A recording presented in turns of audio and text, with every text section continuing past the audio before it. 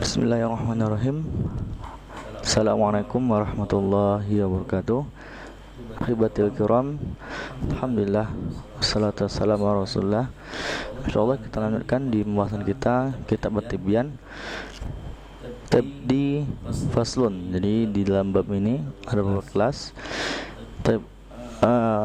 Imam An-Nawawi melanjutkan di adab seorang pengajar Al-Quran.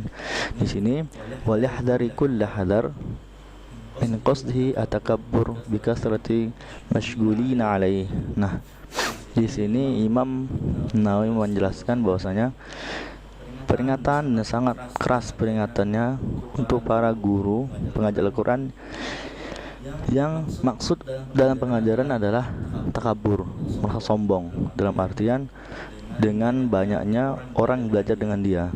Ibaratnya kalau muridnya 100, kemudian ada muridnya 200 sampai 1000-an, dia merasa bangga karena banyak murid, berarti banyak ilmu yang diserapkan.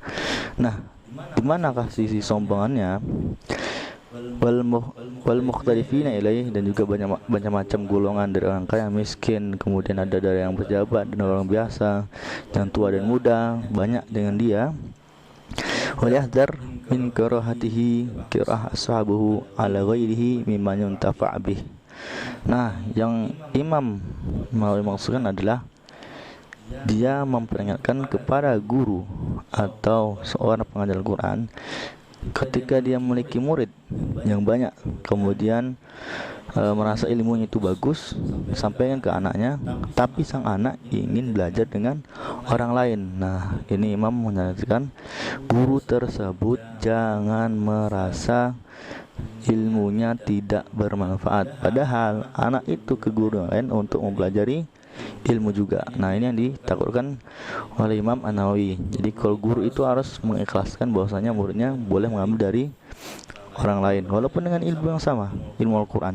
Nah, wahadi musibah ibtala biha ba'dul mualliminil jahilin. Nah, Imam Nawawi mengecap bahwasanya ada seorang guru yang melarang muridnya belajar dengan orang lain, bahkan dari satu perguruan. Otomatis Imam Nawawi mengatakan ini berarti pengajar yang jahil, yang bodoh.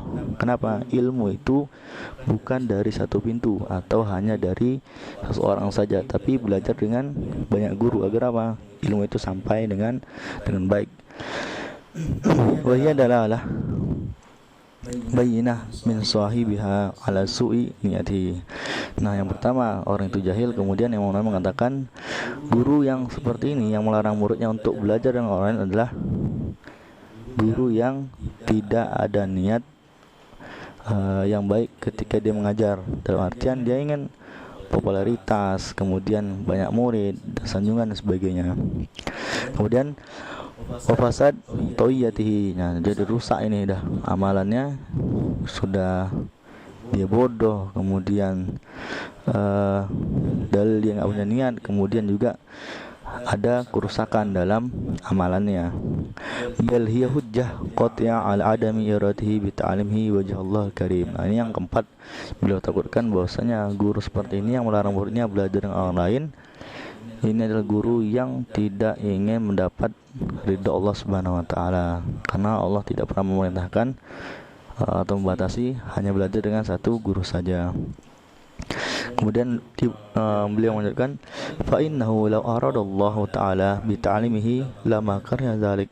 Bahwasanya kalau orang Allah tidak menginginkan, ya otomatis dia tidak akan belajar dengan orang lain. Nah, ini yang disayangkan sekali.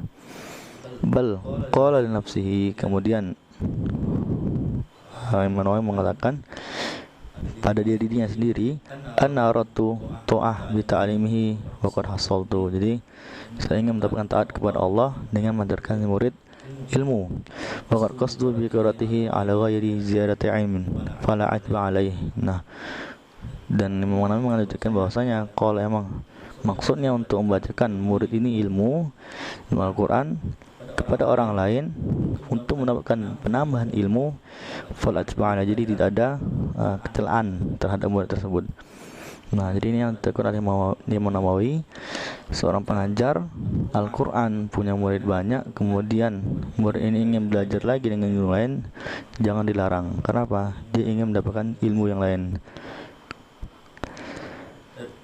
Kemudian Imam Nawawi langsung mengambil dasar dari pendapat beliau kenapa ini tidak baik. Jadi ada 4 bencana ya ketika orang itu merasa sombong dengan ilmunya. Jadi murid boleh belajar dengan orang lain. Bukan rawaina fil musnad al-imam al-mujma' al-hifzi. Jadi beliau mendapatkan dari musnad, sebuah kitab karangan hadis, wa imamati Abu Muhammad Ad-Darimi rahimahullah. Jadi Imam Ad-Darimi ini masuk ke kutub tis'ah, imam besar, imam ilmu hadis.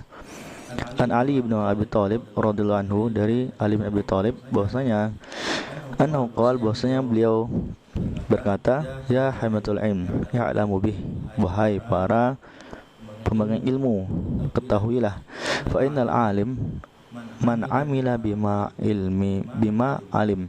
Jadi bahwasanya seorang pembawa ilmu itu mengamalkan ilmunya yang didapatkannya. Wa faqa amalihi, wa faqa ilmu amalihi, dan juga antar ilmu dan amalnya itu sepakat, dalam artian sama, tidak ada perbedaan. Fasaikun aqwaman yahmiluna ilm la yujawaz taraqihim. Kemudian ini Imam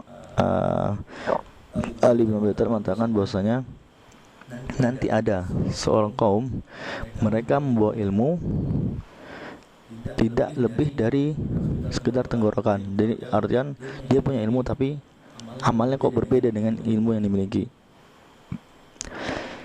Yukhalifu ilmuhum amalahum. Jadi ilmunya itu kok, amalannya kok belum menyelisih ilmunya.